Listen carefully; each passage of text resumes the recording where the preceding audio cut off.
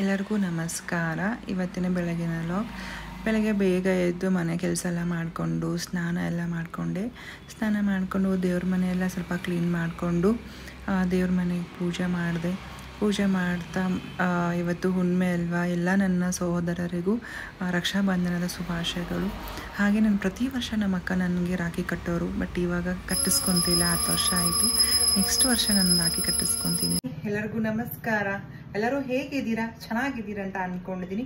ನಾನು ತುಂಬ ಚೆನ್ನಾಗಿದ್ದೀನಿ. ಯಾರೆಲ್ಲ ಇನ್ನೂ ನನ್ನ ಯೂಟ್ಯೂಬ್ ಚಾನಲ್ನ ಸಬ್ಸ್ಕ್ರೈಬ್ ಮಾಡ್ಕೊಂಡಿಲ್ಲ, ಪ್ಲೀಸ್ ಸಬ್ಸ್ಕ್ರೈಬ್ ಮಾಡ್ಕೊಳ್ಳಿ. ಹಾಗೆ ನಿಮ್ಮ ಫ್ಯಾಮಿಲಿ ಫ್ರೆಂಡ್ಸ್ಗೂ ಶೇರ್ ಮಾಡಿ, ಕಮೆಂಟ್ ಮಾಡಿ, ನನಗೆ ಸಪೋರ್ಟ್ ಮಾಡಿ. Welcome to my YouTube channel. ಇವತ್ತು ಏನು ಅಂತ ಹೇಳಿದ್ರೆ, ನಾನು ದೇವಸ್ಥಾನಕ್ಕೆ ಹೋಗ್ತಾ ಇದ್ದೀನಿ. ಆ ದೇವಸ್ಥಾನಕ್ಕೆ ನಾನು ಒಂದು ಪುಟ್ಟ ಕಾಣಿಕೆನ ನನ್ನ ಮನಸ್ಸಾರೆ ನಾನು ಕೊಡ್ತಾ ಇದ್ದೀನಿ. ಅಮೌಂಟ್ ಎಷ್ಟಿದೆ ಏನಿದೆ ಅಂತ ನಾನು ಆಮೇಲೆ ಹೇಳ್ತೀನಿ.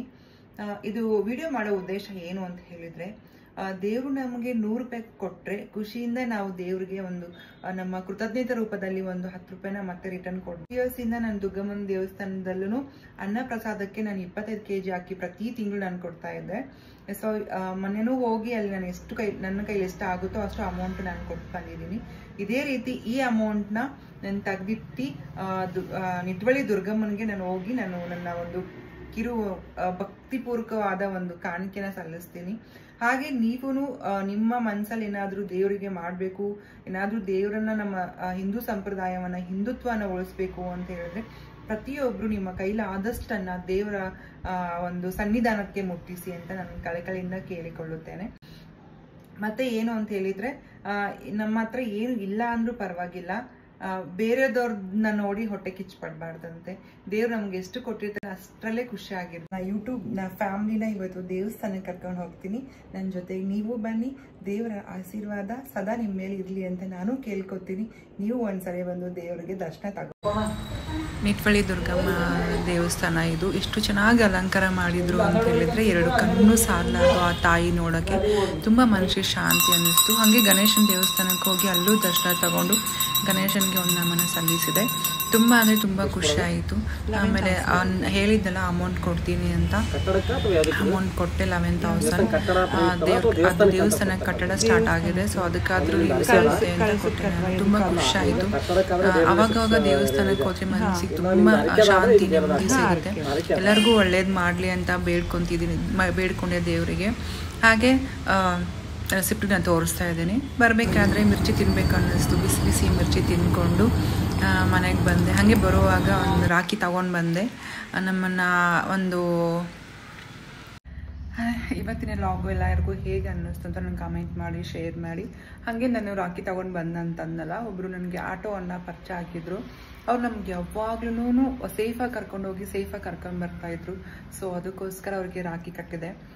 ಜೊತೆಗೆ ಹುಟ್ಟಿದವರೇ ಅಣ್ಣ ತಮ್ಮಂದಿರಲ್ಲ. ನಮ್ಮನ್ನು ಯಾರು ಸೇಫಾಗಿ ಪ್ರೊಟೆಕ್ಟ್ ಮಾಡ್ತಾರೋ ಅವರು ಕೂಡ ನಮ್ಮ ಅಣ್ಣ ತಮ್ಮಂದಿರು. ಅವ್ರಿಗೂ ಒಳ್ಳೇದಾಗಲಿ ಅಂತ ಹಾರೈಸಿ ನಾನು ಒಂದು ರಾಖಿ ಕಟ್ಟಿದೆ ಅವ್ರಿಗೆ. ತುಂಬ ಖುಷಿ ಆಯಿತು ಅವ್ರಿಗೆ ನಾನು ರಾಖಿ ಕಟ್ಟಿದ್ದಕ್ಕೆ.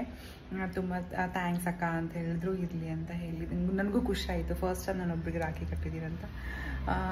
ಜೀವನದಲ್ಲಿ ನಾವು ಒಡೆ ಹುಟ್ಟಿದವರೇ ಸಿಗಬೇಕು ಅಥವಾ ಒಡೆ ಹುಟ್ಟಿದವರೇ ಇರಬೇಕು ಅಂತ ಏನಿಲ್ಲ.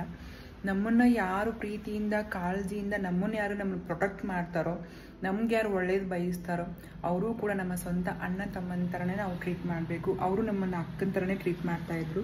ಸೊ ನಾನು ಇವತ್ತು ಅವ್ರಿಗೆ ರಾಖಿ ಕಟ್ಟಿದೆ. ಇವತ್ತು ಬೆಳಗ್ಗೆಯಿಂದ ನೋಡಿ ಮಗ ಎಷ್ಟು ಡಲ್ ಆಗಿದೆ ನಂದು. ತುಂಬ ಕೆಲಸ ಮಾಡಿದ್ದೀನಿ.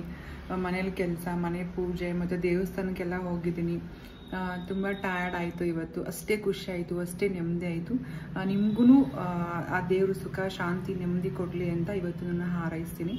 ಪ್ಲೀಸ್ ಯಾರೆಲ್ಲ ಸಬ್ಸ್ಕ್ರೈಬ್ ಆಗಿಲ್ಲ ನನ್ನ ಚಾನಲ್ಗೆ ಸಬ್ಸ್ಕ್ರೈಬ್ ಮಾಡ್ಕೊಳ್ಳಿ. ಇನ್ನೂ ನಾನು ತುಂಬ ಅಂದರೆ ತುಂಬ ಇಂಪಾರ್ಟೆಂಟ್ ವಿಷಯನ ಶೇರ್ ಮಾಡ್ಕೊತೀನಿ. ನಿಮ್ಮ ಹತ್ರ ತುಂಬ ಹೇಳ್ಕೋಬೇಕು. ನಾನು ಎಲ್ಲನೂ ನನ್ನ ಕಷ್ಟ ಸುಖ ಎಲ್ಲ ನಿಮ್ಮ ಹತ್ರ ಹೇಳ್ಕೊಂಡು ಶೇರ್ ಮಾಡ್ಕೋಬೇಕು. ಟ್ರಾನ್ಸ್ ಬಗ್ಗೆ ನೀವು ತಿಳ್ಕೊಬೇಕಲ್ವಾ. ಚಾನಲ್ಗೆ ಸಬ್ಸ್ಕ್ರೈಬ್ ಮಾಡ್ಕೊಳ್ಳಿ, ಶೇರ್ ಮಾಡಿ, ಕಮೆಂಟ್ ಮಾಡಿ, ಬೆಲ್ ಐಕನ್ನ ಪ್ರೆಸ್ ಮಾಡಿ. ಹಾಗೆ ನಿಮ್ಮ ಫ್ರೆಂಡ್ಸ್ಗೂ ಶೇರ್ ಮಾಡಿ. ಫ್ರೆಂಡ್ಸ್ಗೂ ಹೇಳಿ ನನ್ನ ಸಬ್ಸ್ಕ್ರೈಬ್ ಮಾಡ್ಕೋ ಅಂತ ಹೇಳಿ. ತುಂಬ ಥ್ಯಾಂಕ್ಸ್. ತುಂಬ ಜನ ನನ್ನ ಕಮೆಂಟ್ ಮಾಡ್ತಿದ್ದೀರಾ, ಸಪೋರ್ಟ್ ಮಾಡ್ತೀರಾ. ಹೀಗೆ ನಿಮ್ಮ ಸಪೋರ್ಟ್ ಇರಲಿ. Thank you so much.